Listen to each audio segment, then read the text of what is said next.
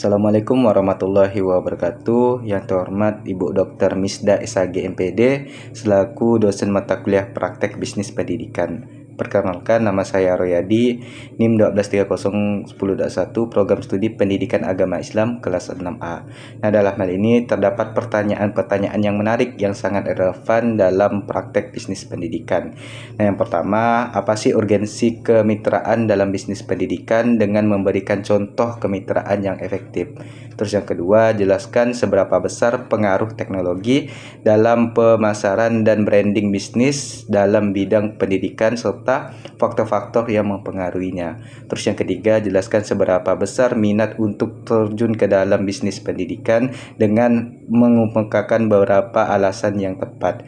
Nah, dengan hal ini kita bisa mengetahui bahwa praktek bisnis pendidikan ini tak lepas dengan ketiga pertanyaan ini karena sangat relevan dalam kehidupan sehari-hari.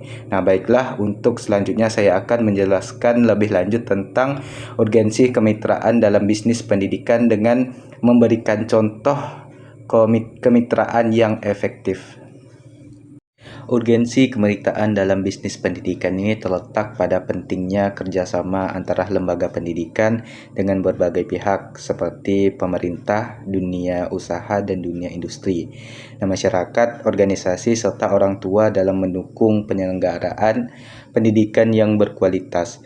Nah, kemitraan menjadi salah satu strategi untuk meningkatkan mutu pendidikan karena lembaga pendidikan itu tidak dapat bekerja secara mandiri dalam memenuhi seluruh kebutuhan pembelajaran baik dari segi sumber daya manusia, pendanaan, sarana maupun prasarana, maupun pengembangan kompetensi peserta didik. Nah, melalui kemitraan, setiap pihak dapat saling berbagi sumber daya, pengetahuan, pengalaman, teknologi, dan jaringan sehingga proses pendidikan menjadi lebih efektif, efisien, dan berkelanjutan. Nah, selain itu, kemitraan juga mampu menciptakan inovasi dalam pembelajaran, meningkatkan kualitas layanan pendidikan, memperkuat relevansi kurikulum dengan kebutuhan masyarakat dan dunia kerja, serta mempersiapkan lulusan yang memiliki kompetensi sesuai dengan perkembangan zaman.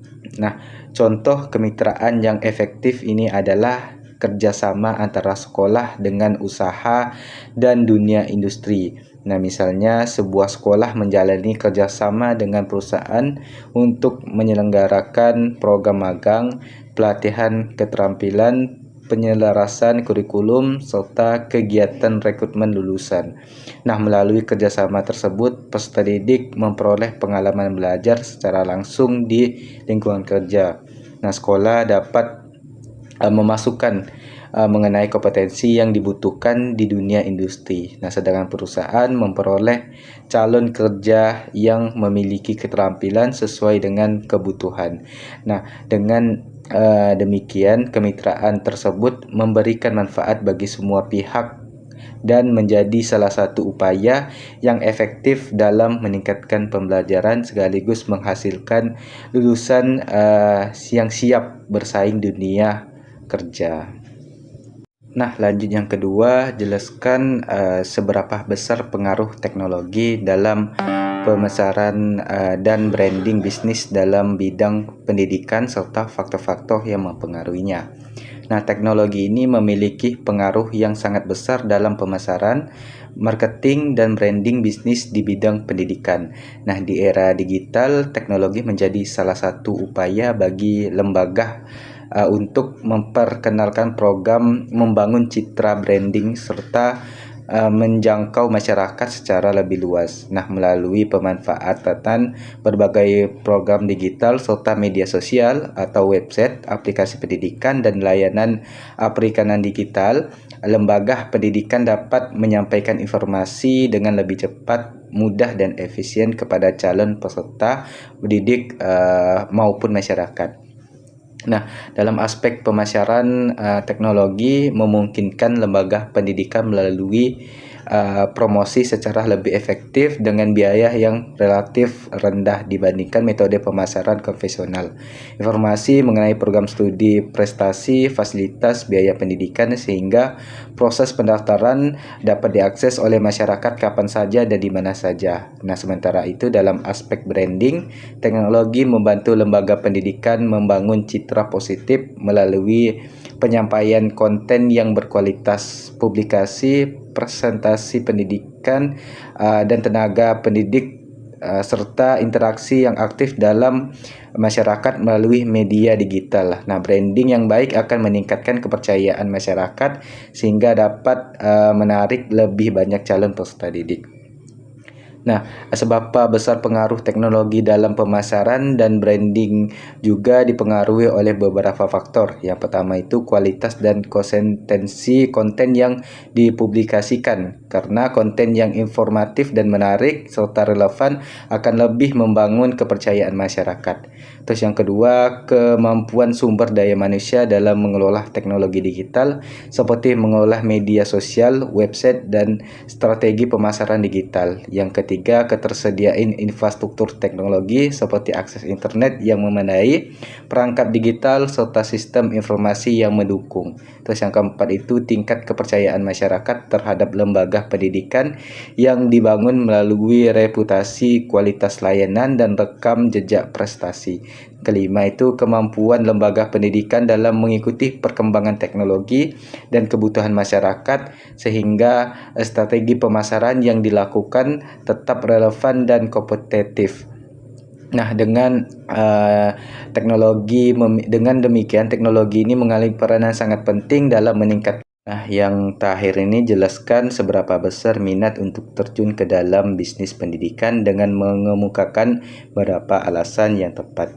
Nah, saya memiliki minat yang sangat besar untuk terjun ke dalam bisnis pendidikan karena saya memandang bahwa bidang pendidikan tidak hanya berorientasi pada keuntungan ekonomi, tetapi juga memiliki tujuan sosial, yaitu meningkatkan kualitas sumber daya manusia.